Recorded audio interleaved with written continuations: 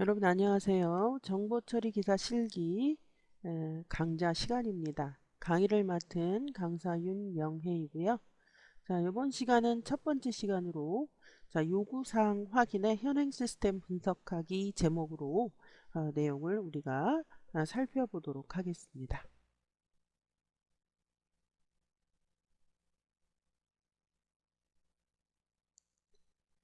자, 이번 시간에 배울 목차입니다. 첫 번째, 개정된 실기 시험에 대한 그 내용이므로 어떤 내용들이 개정이 되었나 살펴보도록 하겠고요.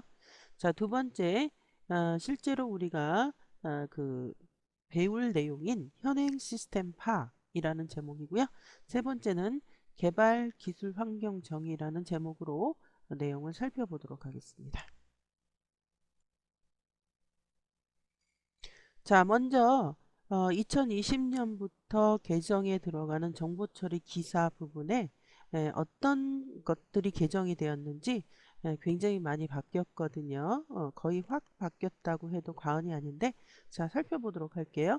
일단 개정 전 그 과목에는 실무 알고리즘 응용, 데이터베이스, 업무 프로세스, IT 신기술 동향, 전산 영어 이렇게 5가지 과목으로 실기 시험이 이루어졌었습니다. 그런데 이 2019년까지고요. 2020년도부터에는 NCS 정보통신 대분류 징부. 자, 이게 무슨 말이냐?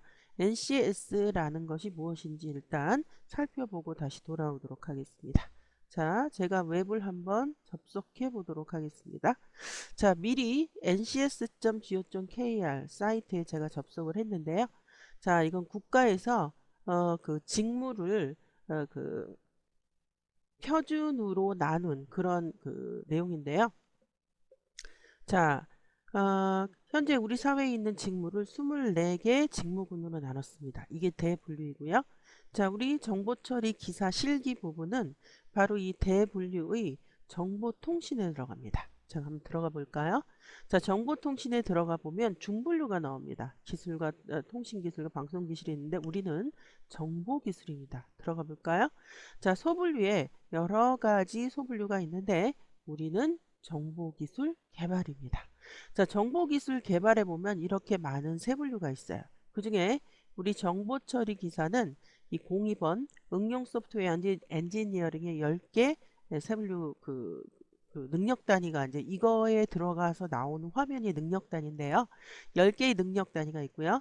4번에 1개 능력 단위, 6번에 1개 능력 단위. 그래서 10개, 1개, 1개에서 12개의 그 능력 단위를 그 테스트하는 것이 바로 정보처리 기사가 되겠습니다. 자, 그러면 다시 우리 본문으로 돌아와서요. 자, 우리가 그 ncs.go.kr에 접속해서 우리가 배울 내용의 그 어떤 그 큰 그림을 보았어요. 그때 이 그 응용 소프트웨어 엔지니어링 02번 그 정보기술 개발의 세 분류 중에 하나고요. DB 엔지니어링, 보안 엔지니어링을 들어가면 자, 응용 소프트웨어 엔지니어링 안에는 요구사항 확인에서부터 데이터 입출력 구현 이제 세어볼까요? 하나, 둘, 셋, 넷, 다섯, 여섯, 일곱, 여덟, 아홉, 10개의 그 능력 단위에 대해서 나오겠다라고 그 산업인력공단에서 이 고지를 했었고요. 자, 그래서 실시가 바로 2020년부터 되는 거죠. 자, DB 엔지니어링의 그 세 분류 안에 SQL 응용이라고 하는 그 능력 단위를 또 테스트하겠다라고 얘기했고, 보안 엔지니어링이라고 하는 세 분류 안에 소프트웨어 개발 보안 구축. 그래서 이렇게 12개의 능력 단위에 대해서 테스트하겠다라고 산업인력공단이 고지를 했고, 그래서 테스트도 그렇게 되므로 우리의 수업 그 강의 내용도 이 12개 능력 단위를 충실하게 반영을 하면서 이제 설명이 들어가는 그런 그 방법으로 그 우리 강의는 진행이 되겠습니다. 자, 그러면 실제로 그 배울 내용을 한번 살펴보도록 하겠습니다. 자, 번호가 두 번째로 돼 있는데요. 계정사항을 설명하느냐고.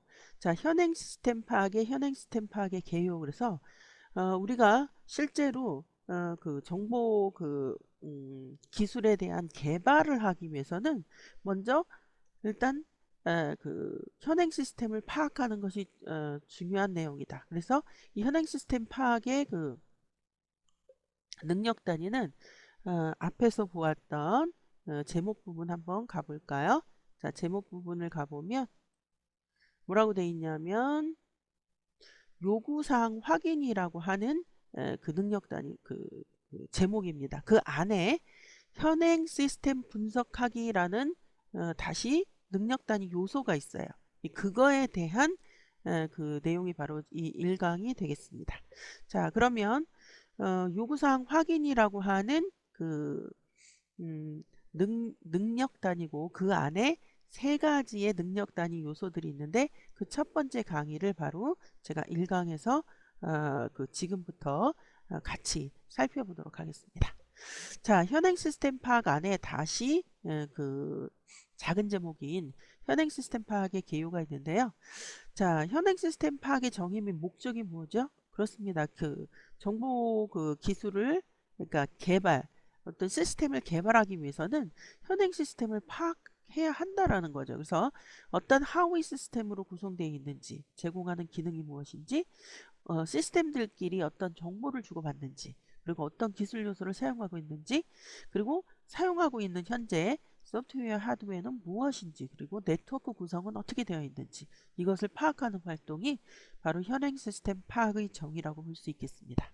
자, 목적은 왜 한다고요? 개발을 위해서 하죠. 즉, 이후 그 향후 개발하고자 하는 시스템의 개발 범위, 그다음 이행 방향성 설정에 도움을 주는 것이 바로 현행 시스템 파악의 목적이라고 할 수가 있겠습니다. 자, 그러면 현행 시스템 파악 절차를 또 살펴보도록 하죠. 자, 일단 세 단계로 구분이 되는데요.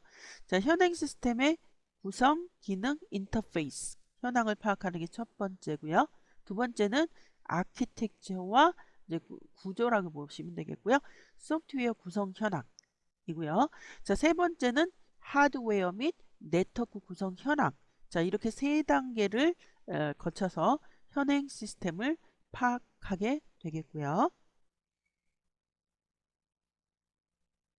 자, 그것을 다이어그램으로 나타난 거예요. 앞에서 1단계, 2단계, 3단계 구성기능 인터페이스, 그 다음에 아키텍처 소프트웨어, 하드웨어 네트워크. 자, 이렇게 현행 시스템의 파악 절차를 다이어그램으로 그려보았고요.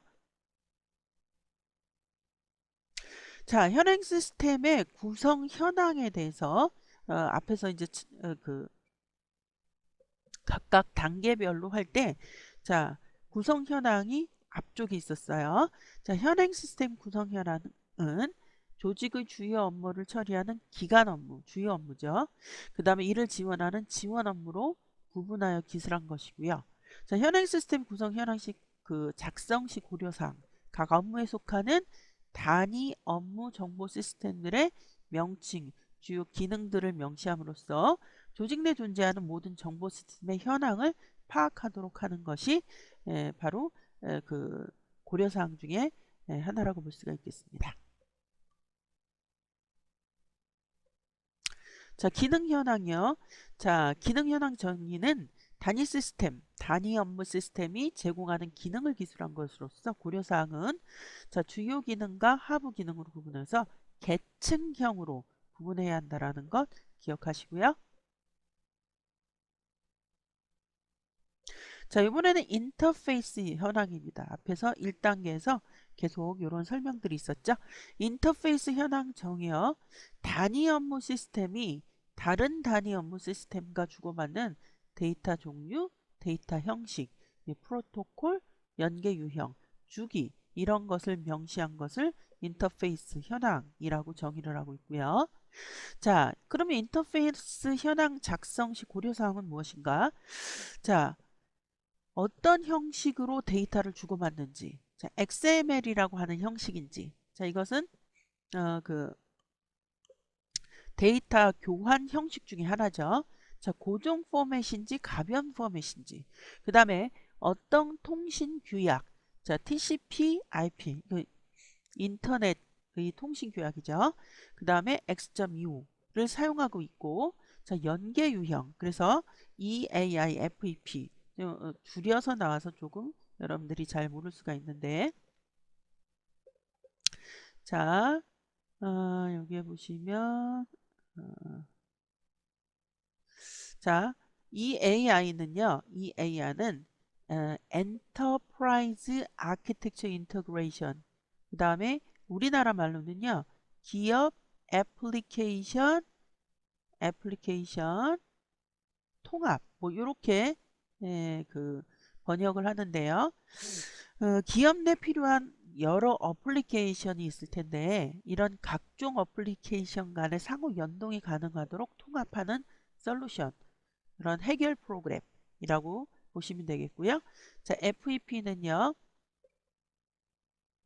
메인프레임의 통신 제어를 위해서 설계된 전용 컴퓨터라고 보시면 되겠습니다.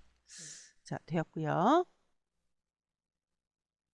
자, 그러면 현행 시스템의 아키텍처 구성도도 앞에서 우리가 살펴봐야 할 그런 내용 중에 하나라고 설명을 했었고요.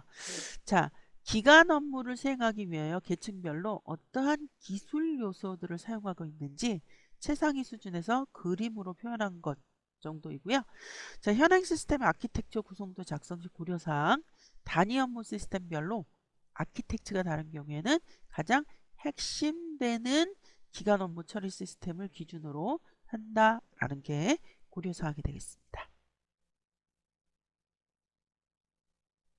자, 그래서 요 그림은 바로 우리 능력단위 교재에 나와 있는 그림을 그대로 제가 실었는데요. 전자정보 모바일 공통 컴포넌트 적용 아키텍처 예시. 그래서 전자정보 프레임워크 3.0 버전 3.0에 대한 그런 큰 아키텍처 예시에 대한 그 그림이고요. 자, 여기에 보시면 뭐 그 표현계층 프레젠테이션 티어. 그래서 이쪽에 보시면 화면 부분이죠. 여기는 웹에. 그 다음에 실제로 여기에 보면 작은 단위로서 이렇게 나타내 있고요. 자, 요거 전체적인 그림을 다 설명하기에는 좀 역부족이고요. 아, 이런 식의 그림이 모듈 교재에 있었구나. 자, 정도 여러분들이 지금은 그렇게 이해하시면 되겠고요. 자, 그러면 넘어가 보도록 하겠습니다. 자, 현행 시스템 아키텍처 소프트웨어 계속 지금 보고 있는데요. 자, 소프트웨어 구성도입니다. 앞에서 기능 몇 가지 요소 있었죠? 인터페이스 뭐 이런 것들. 자, 소프트웨어 구성도 정의를 보시면 단위 업무 시스템의 업무 처리를 위해 설치되어 있는 소프트웨어들의 제품명, 용도, 라이센스 적용 방식, 라이센스 수, 이것을 명시한 겁니다. 자, 사용자 PC에 관한 그런 그 소프트웨어 명시고요. 단위 업무 서버에 대한 또 소프트웨어 명시고요. 단위 업무 DB 서버에 대한 또 소프트웨어 명시입니다. 자, 계속 넘어가 보도록 하죠. 자, 시스템별 소프트웨어 현황 및 작성 예시 중에 하나인데요. 기간 업무, 단위 업무 A라는 어떤 그 업무 중에 하나를 이렇게 예를 들어서 했고요. 자, 소프트웨어 제품명 아파치, 톰캣, 마이에스큐엘 뭐 이런 소프트웨어 제품명을 직접 썼고요. 자, 용도는 WAS. 자, 웹 어플리케이션 서버를 줄여서 WAS라고 하는데요. 자, 요거랑 MySQL은 데이터베이스. 자, 라이센스 적용 방식은 뭐 오픈소스와 뭐 아파치 라이센스, GPL 또는 상용 요거에 대해서는 다른 모듈 교재에서 또 그 능력 단위에서 상세히 또 나오는 경우가 있고요. 자, 여기는 라이센스 수는 여기다 표현을 안 해놨네요. 자, 아파치와 톰캣은 그 웹서버 프로그램이죠. 웹서버 프로그램. 예, 그래서 그 웹 애플리케이션 서버 용도로 쓰인다 이렇게 돼 있고요. MySQL은 데이터베이스에 가장 잘 알려진 또 그런 데이터베이스 프로그램이죠. 자, 그래서 시스템별 소프트웨어 현황 및 작성 예시 지금 보고 있고요. 자, 소프트웨어 구성도 작성 시 고려사항입니다. 자, 시스템 구축 시 인프라 구축 비용에서 하드웨어 비용뿐만 아니라 소프트웨어 비용이 적지 않기 때문에 그렇죠.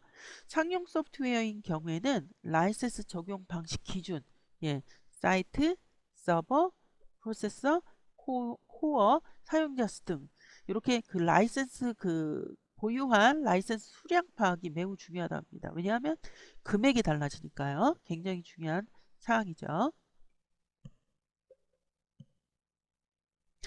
자, 이번에는 하드웨어 구성도, 네트워크 구성도 요게 남았죠. 자, 하드웨어 구성도 정의는 단위 업무 시스템들이 어디에 위치하고 있는 서버에서 운영되는지 서버의 주요 사항, CPU라든지 메모리라든지 하드디스크 이런 거, 그다음에 수량, 그다음에 이중화라는 말이 써 있는데요. 자, 이중화는 듀플렉싱이라고 이제 번역을 할 수 있고, 무슨 뜻이냐면, 두 시스템을 두 개씩 돌려서, 뭐 하나가 잘못되었을 경우, 나머지 하나가 그, 두 개를 돌리다가, 하나가 망가져도 하나가 돌아가니까 계속 시스템은 돌아갈 수 있는 거죠. 자, 그래서, 그러면 비용 부담은 당연히 늘어나겠죠. 예, 이중화가 그런 의미고요. 자, 시스템별 하드웨어 현황 및 작성 예시에서요. 단위 업무 시스템에 대해서 어플리케이션 서버, 데이터베이스 서버 이렇게 있고요. 제품명 써 있고요. 주요 사항도 여기 이렇게 써 있습니다. 수량 이중화가 노네요. 그러니까 이중화가 안 했다는 얘기죠. 자, 하드디스크 드라이브 테라바이트, 기가바이트 뭐 이런 거 써 있고요. 자, 그럼 하드웨어 구성도 작성 시 고려사항 좀 볼까요? 자, 이중화는 기간, 주요 업무의 서비스 기간 장애 대응 정책에 따라서 필요성 여부가 결정이 되고요. 현행 시스템에서 이중화가 적용된 경우에는 목표 시스템에서도 이중화가 필요한 경우가 대부분이고요. 이에 따라서 인프라 구축 난이도, 비용 증가 가능성이 당연히 존재합니다. 자, 밑에 그림을 보시면요. 서버 두 개죠. 예, 그 다음에 DBMS, DB 서버 즉 두 개죠. 예, 이런 게 바로 이중화에 대한 어떤 그 다이어그램 그림이라고 볼 수 있고요. 자, 이번에는 네트워크 구성자입니다. 자, 업무 처리 시스템들이 어떤 네트워크 구성을 가지는지 그림으로 표현한 것이고요. 자, 현황을 이렇게 작성한 예시고요. 자, 계속 또 보도록 하겠습니다. 자, 네트워크 구성도 작성 시 고려사항입니다. 자, 서버의 위치, 서버 간의 네트워크 연결 방식을 파악할 수 있고요. 네트워크 구성도는 조직 내 서버들의 물리적인 위치관계 파악, 조직 내 보안 취약성 분석 및 대응, 네트워크 장애 발생 추적 및 대응 등의 다양한 용도로 예, 네트워크 구성도를 알아야지 이런 것들을 지금 우리가 추적하고 대응할 수 있죠. 자, 네트워크 구성도 예시예요. 그래서 여기 지금 범례가 있죠. 자, 요거는 스위치이고요. 두 개 있네요. 자, 요거는 여러분들이 딱 봐도 그 벽같이 생겼죠. 벽. 여기서 방화벽. 예. 방화벽이 소프트웨어나 뭐 하드웨어를 다 방화벽이라고 할 수 있겠고요. 자, 그 다음에 이제 요게 이제 스위치. 예. 그리고 라우터. 예. 그리고 외부랑 연결하는 자, 인터넷. 그래서 네트워크 구성도 예시고요.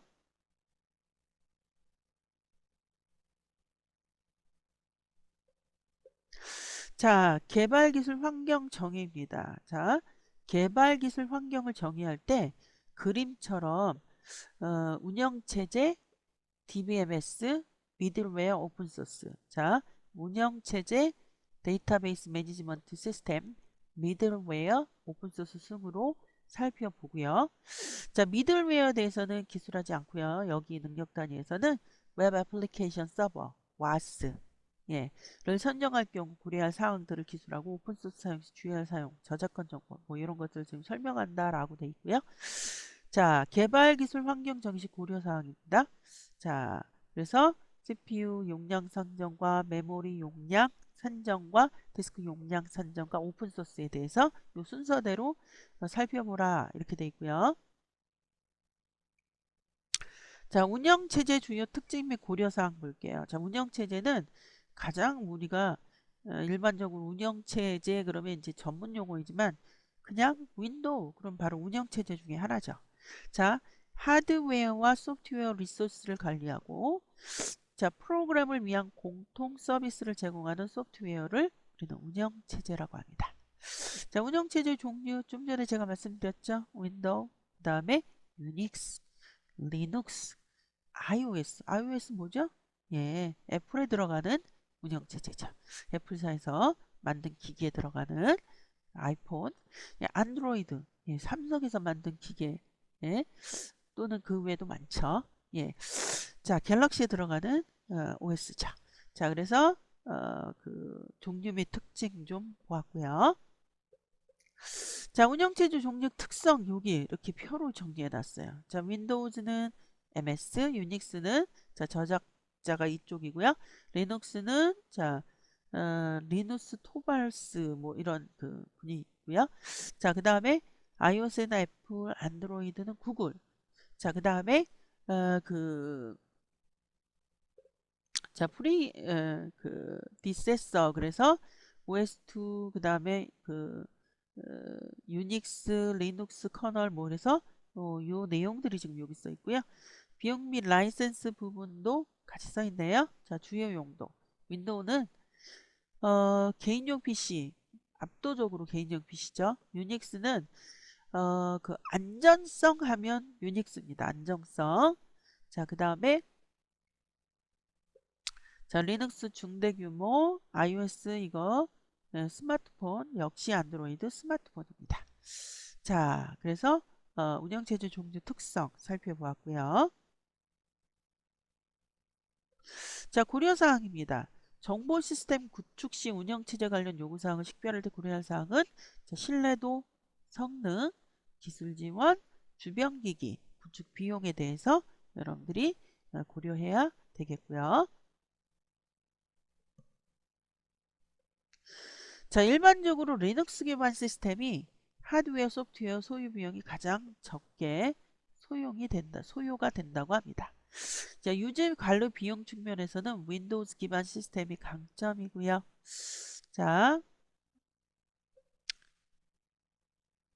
안정하면 앞에서 제가 뭐라 그랬냐면 유닉스라고 말씀드렸습니다. 자, 신뢰할 수 있는 대용량 또 유닉스예요. 자, 32비트 운영체제에서 4기가 메모리 액세스 가능하고요. 64비트 운영체제에서 4기가 메모리 이상의 액세스가 가능하고요. 구체적인 단계는 운영체제 종류 버전 따라 다르고요. 자, CISC. 자, 이거는 설계 방식이죠. CIS 설계 방식은 인텔사 X86 아키텍처 기반 칩이고요. 자, 윈도우즈와 리눅스 운영체제로 설치하고요. 자, RISC 설계 방식은 바로 유닉스라고 합니다. 자, HP, 자, 인텔이 협력해서 만든 아이테니엄 아키텍처 64 칩은 또 여러 운영 체제를 지원한다라고 하고요. 자, RIS 설계 방식 적용된 ARM 칩은 스마트폰이나 태블릿에 주로 채용이 되고 iOS, 안드로이드 폰이 운영 체제가 지원이 된다고 합니다. 자, DBMS 주요 특징 고려사항 굉장히 중요한 내용이거든요. DBS는 앞에서 말한 MySQL 잠깐 나왔었죠. 자, DBMS의 정의는 사용자 다른 애플리케이션 데이터베이스 상호작용해서 데이터를 저장하고 분석하기 위한 컴퓨터 소프트웨어 애플리케이션이고요. 중요한 건 데이터베이스를 뭐 생성하고 조회하고 변경, 관리 이런 것들이 바로 DBMS가 한다라는 그런 설명이고요. 자, DBMS 종류 특징 한번 볼게요. 자, 일단 오라클. 여러분 오라클 하면 어, 지금은 자바라는 언어가 오라클사로 넘어갔죠. 예. 자, 원래부터 오라클 사건은 아니고요. 자, 오라클 하면 가장 강력한 안정적인 그런 DBMS로 예, 알려져 있고요. 자, IBM의 DB2라는 것도 있고요. 마이크로소프트 하면 MS SQL. 여기 보면 MS SQL이라고 표기하진 않았지만 지금 SQL 예. 자, MySQL 앞에서 잠깐 설명했죠? 자, SQLite. 자, 최근에 각광을 받고 있는 몽고DB. 자, 요런 그 언어들은요. 그러니까 언어가 아니죠. DBMS들은요. SQL이라고 하는 DB 언어를 사용합니다. 그런데 이 몽고DB에는 여기 있죠. NoSQL. SQL을 사용하지 않아요. 예. 최근에 가장 각광을 받는 그런 NoSQL 그 DBMS가 많거든요. 그 중에 하나고요. 자, REDIS 이런 SQL도 그러니까 DBMS도 있다고 합니다. 각각 저작자와 비용 라이센스 주요 용도 여기 나와 있고요. 자, 정보 시스템 구축 DBMS 관련 요구사항 식별할 때 고려사항입니다. 가용성과 성능과 기술 지원과 상호 호환성, 구축 비용 등등 고려하셔야 되겠고요. 자, 이번에는 미들웨어의 주요 특징 고려사항 보도록 하죠. 자, 미들 여러분들 이거 미드, MIDDL이잖아요. 중간이란 얘기죠. 우리 중학교 할 때 미들 스쿨 이러잖아요. 자, 운영체제와 소프트웨어 애플리케이션 사이의 위치. 그래서 미들웨어입니다. 예. 그래서 소프트웨어는 애플리케이션에게 운영체제가 제공하는 서비스를 추가 및 확장해서 제공하는 컴퓨터 소프트웨어를 미들웨어라고 하고요. 그 대표적인 미들웨어가 바로 와스 서버가 있고요. 자, 웹 애플리케이션 서버의 줄임말인 와스는 자, 중요합니다.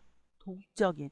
우리가 이거 그 애플리케이션이라는 용어만 빼면 웹서버가 나옵니다. 자, 웹서버랑 와스랑 좀 많이 비슷하면서 다른데 가장 큰 특징이 바로 동적이라는 게 다른 겁니다.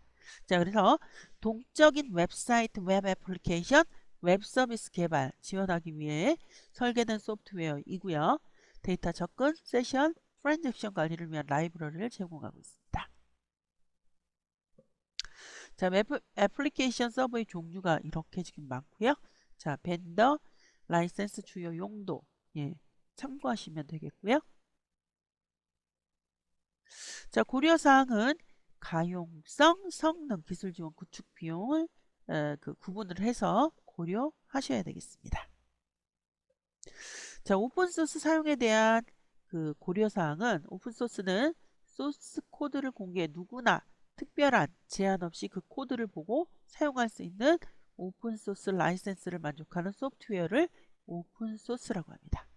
자, 고려사항 라이센스 종류, 사용자 수, 기술의 지속 가능성 등을 고려해야 되겠고요. 자, 한국저작권위원회의 그 사이트를 참조하시면 되겠다라고 여러분들이 보시면 되겠고요. 자, 시스템 용량 산정에 대한 내용입니다. 시스템을 구축하기 위해서 필요한 하드웨어 규모는 자, 이제 좀 이따가 다시 설명을 드릴 텐데요. 한국정보통신기술협회의 정보 시스템 하드웨어 규모 산정 지침 관련 내용에서 CPU 용량, 메모리 용량, 디스크 용량을 산정할 수 있습니다.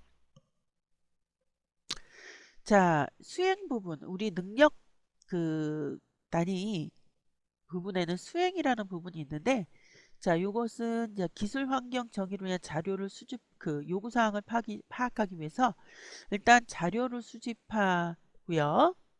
그 다음에 조사 자료 분석 및 개발 기술 환경을 결정하고요.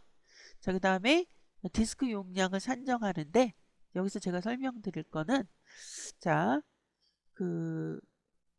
일단 산정 절차를 걸쳐서 이렇게 한국정보화진흥원에서 엑셀 파일로 이런 그 앞에서 본 그 내용들을 우리가 산정할 수 있게끔 이렇게 파일을 제공하고 있다고 합니다. 그래서 쉽게 그 산정이 되겠고요. 자, 요구사항 정의서 목표 시스템 구성되어 반영한 후 검토하시면 되겠습니다. 자, 이번 시간을 정리하는 연습 문제를 풀어보도록 하죠. 현행 시스템 파악의 정의가 아닌 것. 자, 여기 슬라이드 4번에 여기를 보시면요. 그 번호 4번. 현행 시스템을 운영하는 사람들을 파악하는 활동은 아닙니다. 시스템을 파악하는 활동이 현행 시스템 파악이고요. 자, 연습 문제 2번입니다. 현행 시스템 파악 절차 중 수행해야 할 활동들을 3단계로 구분했었죠. 1단계에 해당하는 거는 구성, 기능, 인터페이스였어요. 자, 1번 답하시면 되겠고요. 자, 요번 시간 여기서 마치도록 하겠습니다. 수고하셨고요. 다음 시간에 다시 뵙도록 하겠습니다. 수고하셨습니다.